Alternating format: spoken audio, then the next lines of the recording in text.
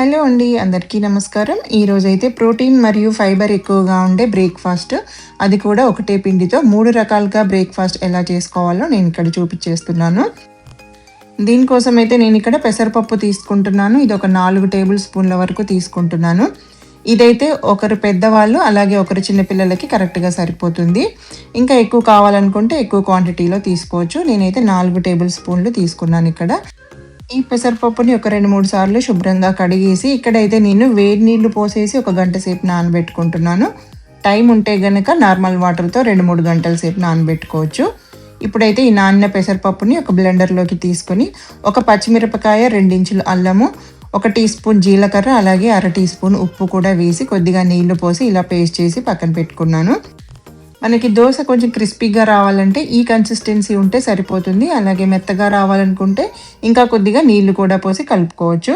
ఇప్పుడైతే ఇక్కడ ఇలా దోశ అయితే స్ప్రెడ్ చేసేసుకొని ఇది కలర్ మారుతున్నప్పుడు కొద్దిగా నూనె వేసేసి కింద కూడా మనకి అంతా ఎర్రగా కాలేంత వరకు కాల్చుకొని ఇంకొక సైడ్ కూడా తిప్పుకొని 1 నిమిషం పాటు కాల్చుకుంటే మనకి ఈ పెసరపప్పుతో దోశ అనేది అయితే రెడీ అయిపోయింది.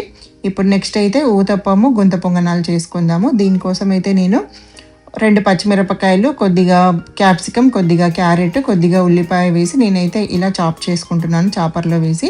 కావాలంటే నైఫ్తో చిన్న చిన్న ముక్కలుగా కూడా కట్ చేసుకోవచ్చు. ఇక్కడైతే ఇలా రెడీ చేసుకున్నాను. ఈ కూరగాయ ముక్కలు ఇలా రెడీ అయ్యాక ఇప్పుడు మన పెసరపప్పు మిశ్రమంలోకి కొద్దిగా పసుపు, అలాగే 2, 3 టీ స్పూన్ల వరకు ఈ కూరగాయ ముక్కలు, తర్వాత దీంట్లోకి సరిపడా ఉప్పు, అలాగే కొద్దిగా వంట సోడా వేసుకొని కొంచెం నీళ్లు, అలాగే కొత్తిమీరాకు వేసి కలిపేసి దీన్ని ఊతప్పంలాగా దోశ పెనం పైన వేసుకోవడమే. ఇలా వేసుకున్న ఈ ఊతప్పం కొంచెం కాలాక కొద్దిగా నూనె వేసి ఇంకొక వైపు కూడా తిప్పుకొని 2 వైపులా ఎర్రగా అయ్యేంత వరకు కాల్చుకుంటే సరిపోతుంది. మనకి దీంతో ఊతప్పం కూడా రెడీ అయిపోయింది. అలాగే ఇప్పుడు దీంతో గుంత పొంగనాలు. ఈ గుంత పొంగనాల కోసం నేనైతే ఒక 2 టీ స్పూన్ల వరకు ఓట్స్ పౌడరు, అలాగే సరిపడా ఉప్పు వేసి నీళ్ళు కూడా వేసి కలుపుకుంటున్నాను.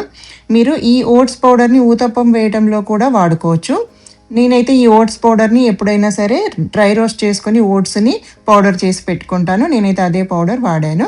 ఇప్పుడైతే ఈ గుంత పొంగనాలు పెనం వేడి చేసుకొని నూనె వేసి ఈ పెసరపప్పు మిశ్రమాన్ని దీంట్లో వేసేసుకొని మూత పెట్టేసి ఒక 6-7 నిమిషాల పాటు ఒకవైపు కాలాక ఇంకొక వైపు కూడా తిప్పుకొని మళ్ళీ మూత పెట్టేసి ఇంకొక సైడ్ కూడా ఎర్రగా కాలేంత వరకు కాల్చుకోవాలి.